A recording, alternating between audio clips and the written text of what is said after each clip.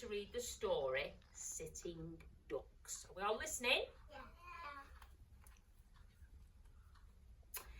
Day after day, a steady supply of ducks rolled off the assembly line at the colossal duck factory.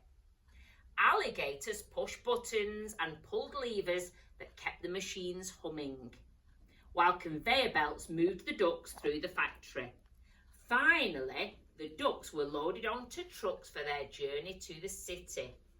Rarely did anything go wrong. But one day, an egg came through the incubation chamber unhatched. It rolled off the assembly line and fell down, down, down into the shadowy darkness below. The egg landed with a loud crack on the factory floor. Dazed by this rude introduction to the world, a little duck emerged and surveyed his strange surroundings. Can you see him? Yeah. He wandered through the forest of machinery, awed by its size and dazzled by its beauty. Look at all those pipes. A little duck doesn't belong there, does he? No. The next thing he knew, the little duck came face to face with one of the alligators, who was very surprised to see a duck wandering freely about the factory. Instead of returning the little duck to the assembly line, the alligator shoved him into his lunchbox. And he left the factory. When the little duck emerged from the lunchbox, he found himself in a nicely decorated flat.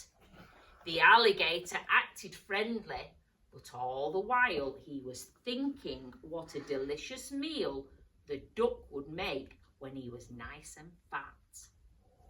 Is he going to eat him? Yeah. Each day when the alligator went off to work, the little duck was left by himself with a large supply of tasty snacks. The days were long and lonely. At night, the little duck was so delighted to see his about the flat. At first, the alligator was bewildered by this weird welcome, but soon he joined in the crazy dance. They look like they're doing the Friday feeling, don't they? Yeah. As their friendship grew and grew, the alligator thought less and less about eating the little duck. They even tried going out together, but it proved to be very awkward. The alligator said, "What's on the menu? Duck soup." Uh-oh. One night, while the alligator worked late at the factory, the little duck contemplated the world outside his window. The alligator had warned him never to go out alone, but the duck's curiosity got the better of him. He had to sneak away and explore. Further and further the little duck roamed until he was hopelessly lost and very, very scared. Going round a corner, the little duck came upon a brightly lit cafe. His heart leapt when he saw another duck inside. He rushed in and hopped upon a stool. "Hey, I'm so glad to see you," said the little duck breathlessly. "Do you have anything good to eat?" "Oh, yes," said the waiter duck. Up popped a huge alligator from behind the counter. "We certainly do." "And what's this on his hand?" A duck. "But it's a puppet, isn't it?" Yeah. "It's not a real duck, it's a puppet." Yeah. Uh-oh. The little duck would have ended up dish of the day if his alligator friend had not arrived just in time to rescue him. Shaken and sleepless after their frightening experience, the duck and the alligator lay awake talking. "I think I owe you an explanation," said the alligator, and he went on to tell him, after the ducks are hatched at the factory, they are shipped to a part of the city called Ducktown. There they eat and eat until they grow so fat they can't fly away. Eventually, they end up as the main course in our favourite restaurants. Ducks can little duck. The alligator nodded.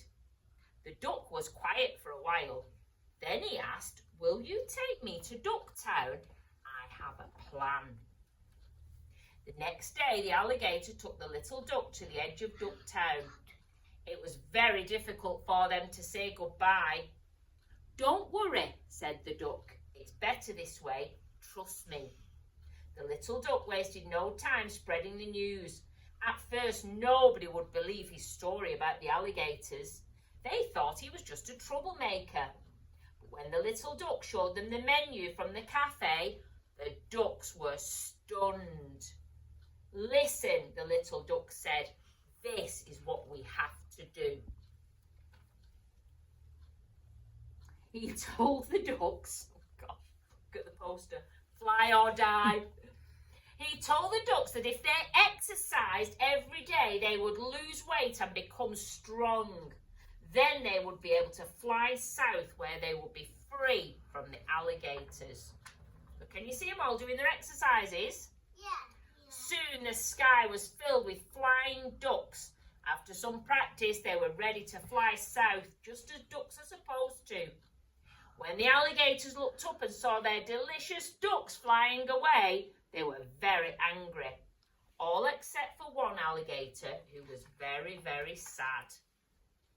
Why do we think he's sad? Because the duck ran away. Because one of the ducks is his friend, isn't it? Yeah.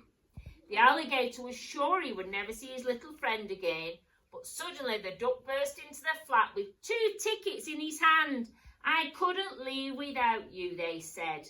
So together they flew south. What are they on there? The plane. They're on an aeroplane, aren't they? And what's the little duck dressed up as in a fancy dress costume? A crocodile. An alligator, yeah, because he can't fly as a duck, can he? They'd all gobble him up, wouldn't they? The ducks followed the sun to a beautiful tropical island.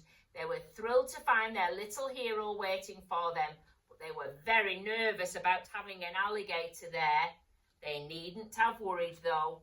Mostly the alligator passed the time dreaming about chicken. Life was good at the Flapping Arms Seaside Resort. I hope you enjoyed that story. That's all for now.